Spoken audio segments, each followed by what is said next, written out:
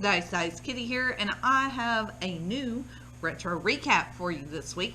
So, as promised, we're going to start off with some Starfleet Academy, Star Trek Starfleet Academy number 2. This book almost had me in stitches at one point. It's a really good follow-up to the previous issue where, Nog accidentally creates an AI and, whoops. But I think I said in the last video that this issue or series kind of reminds me a little bit of TNG and DS9, kind of all like rolled into one. Well, I get where the DS9 vibe is coming from now. It's because of Nog. He is in DS9. So after reading this issue and thinking back to the other one, they actually feel a little bit more like TNG mixed with Enterprise.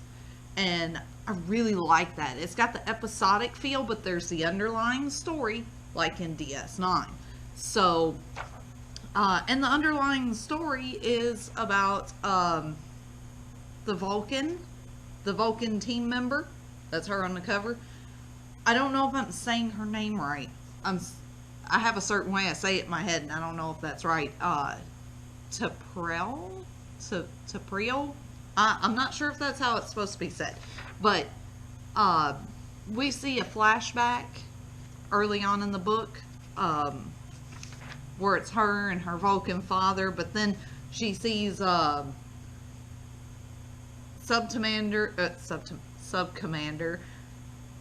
Thokal.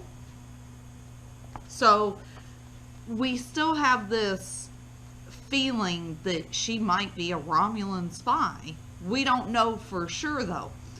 But the women on the team, the Andorian, I don't know if I'm saying her name right either. Where is it at? It was just here. I can't find it now. But anyway, Eknor, that's it. Eknor, I think that's how you say her name. I'm not sure though. Star Trek names are funny. It's almost like Star Wars names. You don't know if you're saying them right till you hear them actually said. Well, anyway, they're in a bar. They get into a fight. It's great. It's hilarious. But what leads up to this kind of is Camilla, who is the other dark-haired female team member. She's actually part Jewish and Muslim, I think, is what she says. Yeah, Jewish and Muslim. She's having a conversation with T'Pring. And, I don't know if I'm saying their names right, so forgive me if I'm butchering them. But anyway, they're having a conversation about how women are viewed. Keep in mind, this book was published in 1997. This was a very progressive view for back then. And I can vouch for that. I grew up in the 80s and 90s. As a kid, I had a stepfather that was very traditional. So I wasn't allowed to do boy things. Wasn't allowed to have comic books. Wasn't allowed to have Ninja Turtles or anything like that. My grandparents tried to make up for that a little bit, because I was being stifled. I wasn't, imagine that, my grandparents, they were trying to encourage my individuality, but my parents weren't, so, weird situation, but anyway, so I can vouch for how it was back then, because I saw it, I lived through it. So this is a very progressive view for back in the mid to late 90s. But so they're having this conversation, and the Andorian, I call her something else. I think it's her first name, and I want to say it begins with a P. I hate that I can't remember some of this stuff. Pava, that's it. Okay. Until I read it several times, I have a hard time remembering and have to go back and reread it again. But anyway, so Pava is very flirty, very flirtatious, very, very outgoing. She's an Andorian. they go off body language. They don't go off words. So she's flirting with all these guys, and the Vulcan doesn't care. The human thinks it's appalling, and so she goes to stop her, and it kind of de-escalates into, or escalates and devolves, that's what I was trying to say, into a barroom brawl with all of them fighting. It's great. Vulcan's nerve pinching, you know, the humans over there, you know, kung fu fighting basically, and the Andorians just whipping out all kinds of Andorian moves on people. It's great. It's hilarious. So, and there's one alien in particular, and I'm not going to try and pronounce how it's said. That's not happening. It looks like a bunch of gurgle. So, anyway, this particular alien right here claims to be able to tell the difference between particular races who are similar. We see later on, as the brawl is happening, that alien looks up. Oh, I just saw something that I wanted to mention too. Pava, like, straight up kicks a Nausicaan in the face. That's great. But anyway, this alien turns around and says, wait, I know what you are. You're one of them. And tackles T'Pring. Okay, does this thing have an issue with Vulcans or Romulans? This is good storytelling. Just overall, really good storytelling.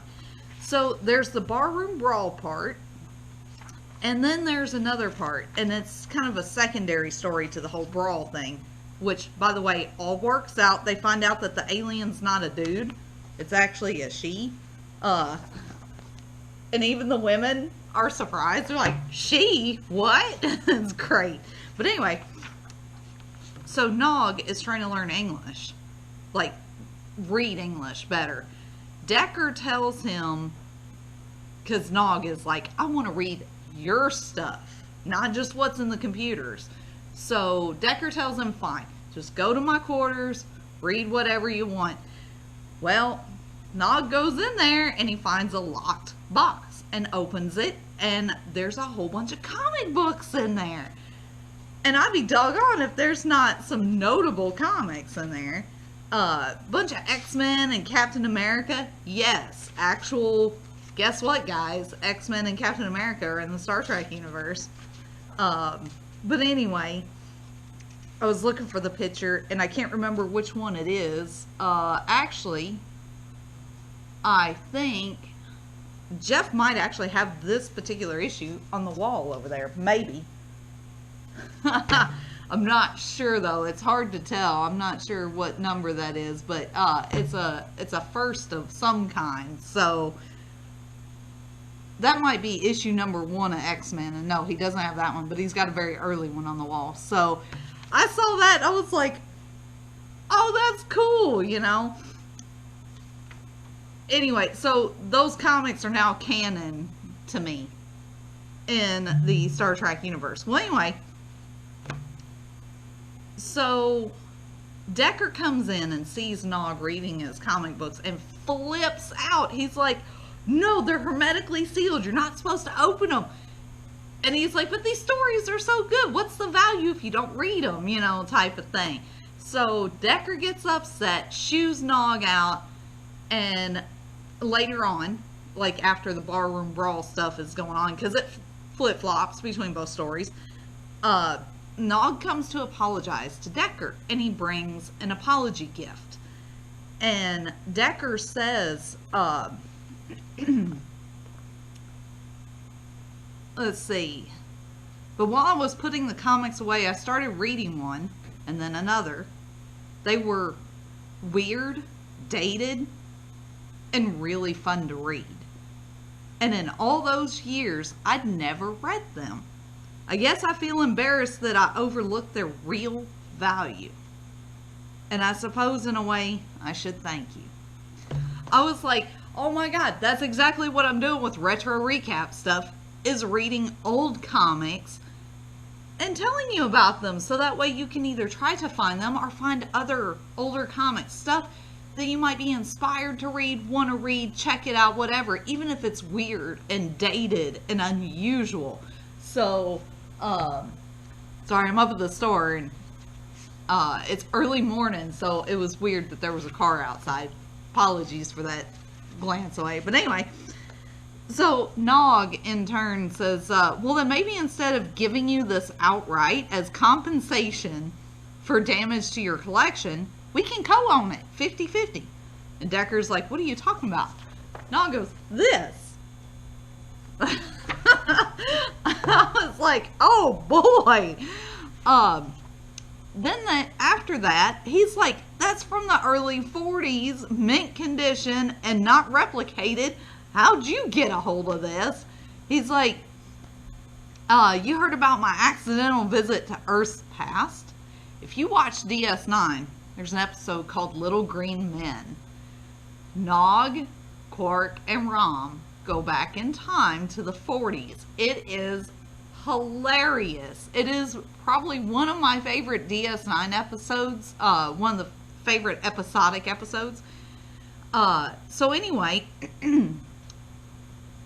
it's just fantastic, and they reference it in the comic, which is even better.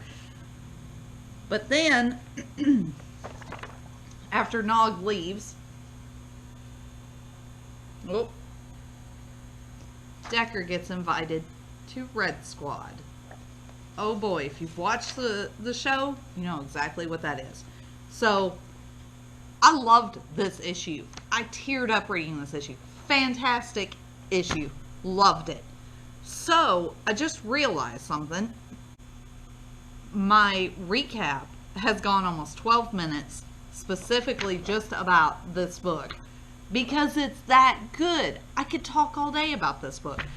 So, instead of doing one really long video with all 4 comics, what I'm going to do is I'm going to split this. I've just now decided this. I'm going to split it into two videos. So part 1 is going to be specifically this one. Part 2 is going to cover the other 3 books. So tune in to my next video to see the other 3 books if you're interested in those. If not, then I guess you've seen exactly what you wanted to see. Alright folks, tune in next time. Live long and prosper, and glory for the Empire. Kapla!